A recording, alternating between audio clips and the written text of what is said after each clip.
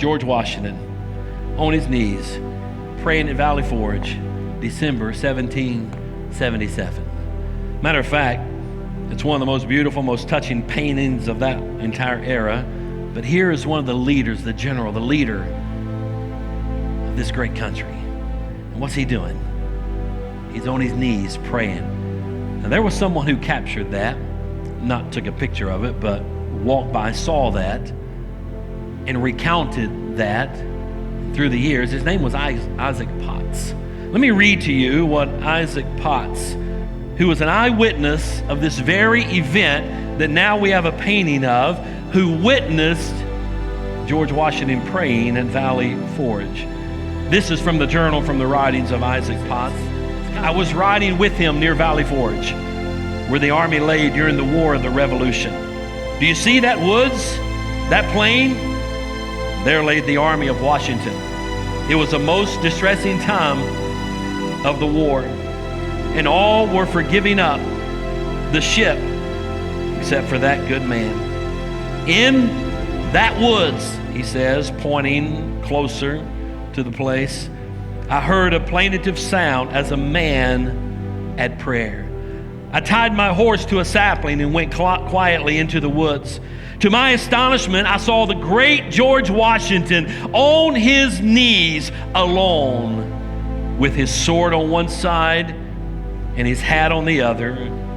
He was at prayer to the God of the armies, beseeching to interpose with his divine aid, as it was his crisis and the cause of the country, of humanity, and of the world.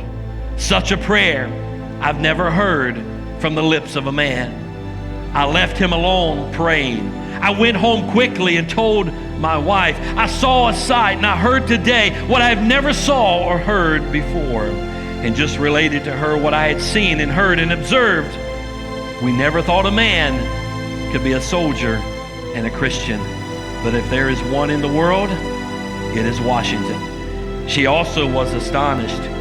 We thought it was the cause of God and America could prevail. Wow. What a testimony of a leader of our country, being a man who depended on his prayers to God for his own personal life and even for our country.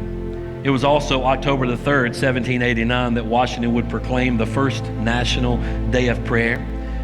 Folks, I think we need to return to being a nation that prays.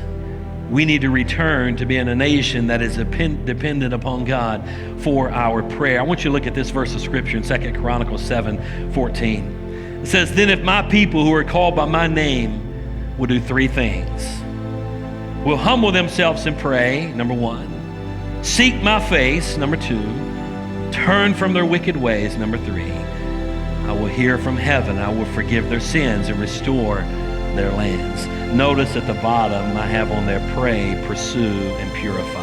That's the three things that God's people need to do. Number one, we need to pray, humble themselves and pray, as it says in the verse. God's people need to pursue what? Pursue his face, seek my face, the scripture says.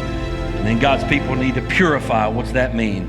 Turn from their wicked ways. We need to be a people of prayer.